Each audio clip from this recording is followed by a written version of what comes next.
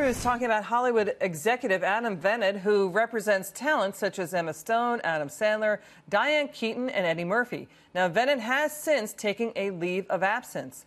William Morris' endeavor is valued at $5.5 billion. Let's bring in Washington Free Beacon staff writer Elizabeth Harrington. Good to have you on, Elizabeth. And, it's striking that Terry Cruz says he never felt more emasculated, objectified, and horrified. He's saying this is a deal about Hollywood. It's about abuse of power. And Terry Cruz filed a police report as a crime victim. What do you think? Yeah, his story was very compelling. If you get a chance, you can watch that whole interview. What's really amazing about this is because the amount of power that Adam Bennett has in Hollywood, he felt completely comfortable in a public place at a party around, hundreds of people doing this and engaging in this behavior with no consequences. And there haven't been any consequences until now. We have this avalanche of victims coming forward in the wake of the Harvey Weinstein scandal. But that scandal made Terry Cruz feel more comfortable in outing this guy and this behavior.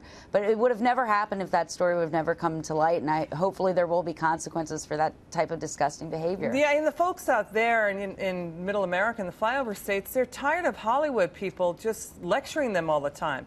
And, along with that, separate from that, it's not just women, by the way, who are being sexually harassed and assaulted in Hollywood, right?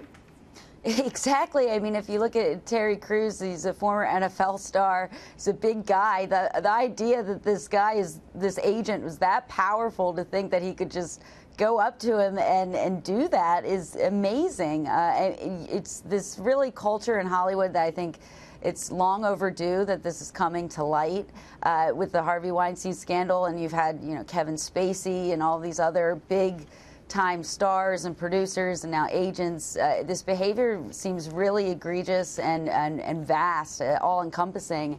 And I think it's just a shame that all the stories didn't come out before one of the big award shows that they have, where they like to lecture conservatives about, our values and all of that. But yeah, at least it's coming out now. Interesting point you make. Let's get to this story. I want your reaction to this. House Speaker Paul Ryan announcing that there will be a new mandatory anti-harassment and discrimination training for all House members and staff. Why wasn't it there before?